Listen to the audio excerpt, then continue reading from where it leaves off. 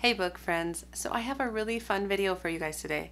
So as I was thinking back on my favorites from 2021, I had a lot of books on there from a lot of my favorite genres, but I had read so many historical fiction books last year, and a lot of them were 4 or 5 stars, and I couldn't fit them all in my favorites video, so I'm making a second favorites video. So this video focuses only on my historical fiction favorites. So these are 4 or 5-star books that I read last year, and some of them were so good. So that is what I'm talking about today. So stay tuned for all the historical fiction books.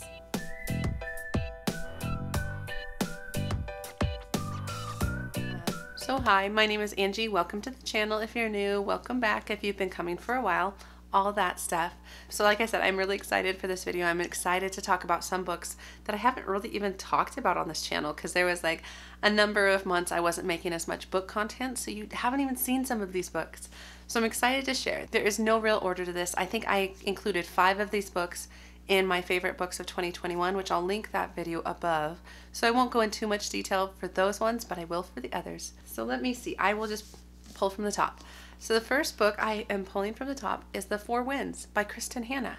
I really like this book. I really enjoy Kristen Hanna's writing style. I feel like she brings out all the emotions in me. Like I always feel so many things when I read her books.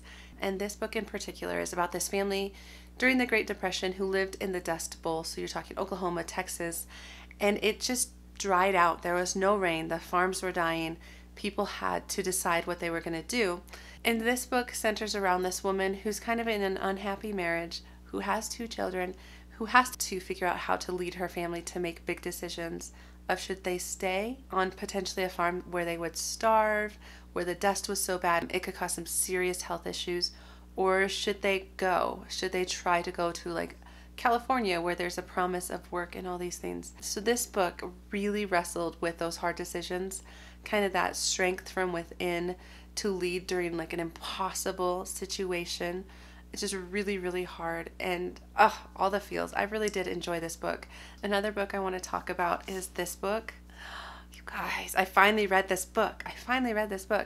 Where the Crawdads Sing by Delia Owens. Yes, I understand the hype now. I understand why so many people like this book, and even people who don't typically read historical fiction like this book. It's about this girl because it starts when she is younger, so she's like 5 or 6. She grows up in the marshland of North Carolina, so she's from a poor family and a very broken family, and due to circumstances in the beginning of the book, she is left alone in the marsh, and she decides to stay there by herself, and things go from there. She is labeled as the marsh girl. She is looked down upon, but yet she is just so in touch with the nature in this book, which I think was probably my favorite part of this book, was just the nature references, how she just lived off the land, how she really appreciated it, how she was able to see the small things, how she was able to kind of reach out of her comfort zone and reach out to people to help her. Not too much, just a little bit. But on top of that, there's this layer of there's this like murder in the marsh that everybody thinks she did it, and it's just complicated, but in a really, really entertaining, heart-wrenching sort of way. So I'm so glad I picked this up. If anybody else is putting off reading this book, you should read it. Read it. It's really, really good. I'm pretty sure I gave that 5 stars. I really loved the book. So the next book is Where the Lost Wander by Amy Harmon. This did make my top books of 2021, so I won't talk too much about it, other than the fact that it is a historical fiction book about the Oregon Trail, like what it would feel like to be on the Oregon Trail. What are all the challenges? What are some of the scary parts? Things like that. And it follows this woman who was recently widowed, who went back to her family and joined the wagon train to go west. And then it was about her relationship with the guide, a man who is half Native American, I think the Pawnee tribe, and how he helped them navigate some of those relations. It was so good. I think I just really loved the characters. I really got attached. I cried at this book. There's just so many heartwarming aspects to it, but I also just really enjoyed learning about the Oregon Trail. I feel like Amy Harmon did an excellent job of bringing you into the atmosphere of like the dust and the monotony and the Great Plains and how that really would have felt. Okay, another one. I read this during Historathon, so last February. Oh guys, I really liked it. It is such a fun book. So this one is historical fiction, but I feel like it's also kind of more contemporary than historical fiction. I'm not sure. It's a good combination because it's about this woman named Evelyn Hugo, who is a movie star. And it talks about how she became a movie star, and it tells the story through all of her different husbands. And what I liked about this book is I loved the character of Evelyn. I loved how gray she was. Like, she's definitely not a nice, like, lily white sort of character. She did some things to get her where she was at. Like, she had to sacrifice some things about herself and about her relationships to have fame and fortune. And you kind of get to feel that alongside her. And so this story is told in kind of a dual timeline, and it's told from her as she is older, much older, as she's telling her story to a journalist. She chooses to like share all sort of idea, even though she hasn't shared her story prior. So it has a lot of intrigue. It's another one that like is very popular, and if you haven't read it, you should read it. It's a very entertaining historical fiction. I feel like this is one that I often recommend to somebody who doesn't read a lot of historical fiction. So the next book, I read this as like one of the last books of 2021, and I just loved it. Again, this was on my best of list. So that book is The Giver of the Stars by Jojo Moyes. And so this book is about the traveling library, which happened in like the 30s and the 40s. It was this program put out by Eleanor Roosevelt to try and get books into hands of needy people, people who normally, one, couldn't either read or didn't have access to libraries. Oh, I read this book and another one I'll share with you in just a second about this topic, and I learned a lot about it, and I loved how both authors were able to really capture what it would have felt like to be one of the women who chose to go out on horseback into the mountains of Kentucky to bring books to people who sometimes did not want them and sometimes were angry at these women, and other times it was like the thing that kept their family going, that allowed their children to flourish, and it was just heartwarming. And again, I talked a lot about this in my other video, so I'll just link that.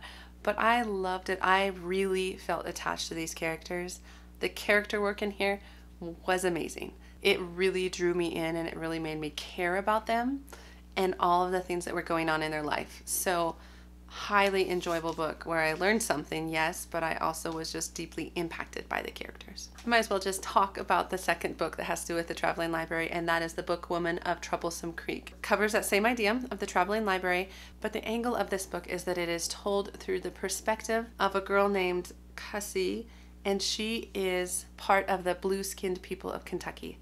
And the blue-skinned people of Kentucky were a group of people who had a recessive genetic disorder that made their skin blue. And I learned so much about that in this book, and then I researched extra when I was reading this book because I was just fascinated by that. And this book is definitely inspired by those people and the hardships they faced, because they faced prejudice, some serious prejudice against them having this disorder and just being different. And the main character in this book, instead of hiding, she chooses to be strong and take on this job where she can make money for her family. And she can be more independent because she struggles with the idea that nobody's going to want to marry her. She can't have the typical life. So she instead like takes life in her own hands. And it's a very inspirational story. And there's some hard scenes in here where you just really feel for her. I loved the, traveling library, the pack horse library aspect of this book. But I also just really love the characters. So a very similar feel to The Giver of Stars, where the setting and backstory was amazing, but the character work was what really made those books so interesting. And actually, I just saw that the author is writing a sequel to this book that I think has to do with the child of Cassie, the main character. So another book I picked up from the library, and so that was a Susan Meissner book. So this is The Nature of Fragile Things. I talked about this book in my video as well. I loved this book. It has to do with this woman who is brought out to San Francisco via a mail order bride sort of situation to this man who has a 5-year-old daughter who is not speaking, who is troubled, and he just needs help. So he chooses to marry this woman to help him out. And she has reasons for choosing to do this as well, which were interesting. And then she gets out there and she just kind of falls in love with the child, and then things get a little strange. So there's a mystery involved in this book as well, where she starts to learn things about her new husband that are peculiar. And then as that is all kind of unraveling and coming to the forefront, the big San Francisco earthquake hits. And that is where I think this story shines. I think Susan Meissner has a gift at writing about like tragedies, like singular, like focused tragedies. And in this case, it is the earthquake and how it would feel. Just kind of feel the panic. You smell the smoke sort of idea. You really are engrossed in that world. And she does an excellent job of that. And I loved this book because it not only did that really well, but it also had the character work and the mystery, and you really cared for the woman and the girl. And I really wanted to figure out what happened and what's going on with this man's backstory. It was just very interesting. So I loved this book so much. Maybe I'll just talk about the other one that I got from the library, which is Codename Helene by Ariel Lawhon. Such a good book, guys. I loved this book. It also was on my favorites list. Oh, this book. So it's about this woman who acts as a spy during World War II. So it starts off by telling her story kind of earlier on. It starts in like 1938, and she's a journalist. And so you kind of get her perspective where she is involved in what's going on politically, but she is a woman. So it just allowed her to kind of play a very particular role. So as her husband was getting more involved in the war, she wanted to get involved as well. And so she decided to risk a lot and become a spy. And it started small. It started with like passing messages and things like that. And then she became one of the most known spies that the Nazis were seeking after, sort of idea. What I loved about this book is it pulled kind of both timelines. So it was covering her backstory, which I just said a little bit about, but it was also covering what she was doing for the war. So it started out with her like jumping out of an airplane into occupied France to lead some rebels in the woods, sort of idea. And you're just like, dang, she's just tough. And I just really liked that aspect, but it also showed how she became that way. Like in telling her backstory, in making her more human and relatable, I felt like it allowed for the future timeline story to just be so much more rich. Like you really felt for her. So I loved Codename Helene. Such a fun, interesting book, especially if you like World War II spy books. So good. All right. I have 4 more books in my pile down here. So, another book I loved. I really liked this book. So, it's the new Amor Towles. It's called The Lincoln Highway. So, I did like The Gentleman in Moscow better, but I like his writing style. You just have to be prepared to enter into a very character-driven book. One where you care so much about the characters more than exactly what's happening. Like, the plot was interesting. It's about these brothers. One of them just got out of jail, and you kind of learn what happened there. And the other is his little brother, who's like 10 years old or something like that. And they basically get in the car and are trying to make a new life for themselves. But 2 of his friends from prison hop in with them, which I won't give too much details of that. And it throws their plans off and just allows them to kind of tour the U.S., if you will, kind of go in places they didn't mean to go, travel in ways they didn't mean to travel, and grow kind of along the way. It was a very inspirational story. I really enjoyed it. I enjoyed the characters. I liked just kind of following along because it's set over, I think, 10 days. It's a very thick book for 10 days, but I really enjoyed it. So another book I picked up was The Other Einstein by Benedict. I loved this book. I feel like this gets a little bit mixed reviews. I loved it for many reasons, but I think I loved it in particular because I am a scientist. And so I enjoyed learning about Albert Einstein and Albert Einstein's first wife called Meissner. And she was just super smart. And this was during a time when women were not scientists. It's like late 1800s. They were not pursuing their PhDs, and she was. She was gifted. And she met Albert Einstein, and it kind of derailed her scientific career, and his kind of took off. So there is some speculation within the scientific community as to her involvement in some of his major theories, like the theory of relativity and things like that. So I enjoyed reading the story from her perspective, like what it would have felt like to be married to someone like Albert Einstein.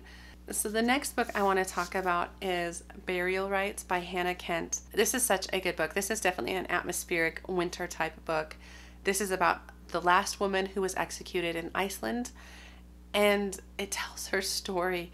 So basically, you start off the book with her having already been like sentenced to death, but they don't have like the proper equipment in Iceland, so they have to like fly it in, so she has to be entrusted to this family who are just freaked out by the idea of having a murderess living with them.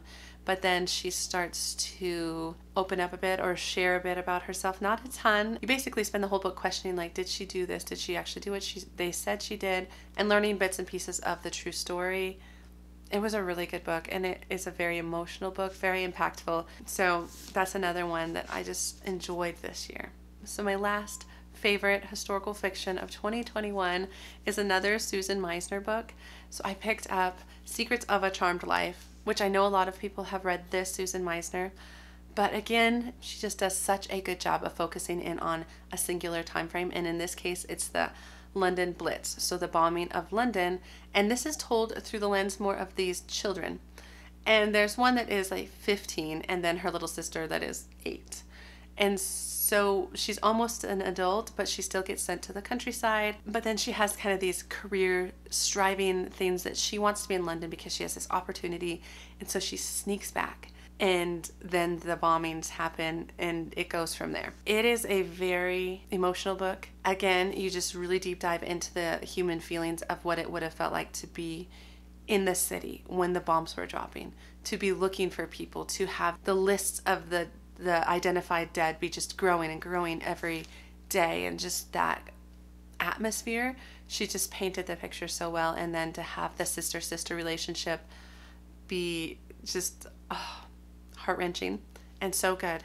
So I won't give anything away just in case you haven't read this book, but I really enjoyed it.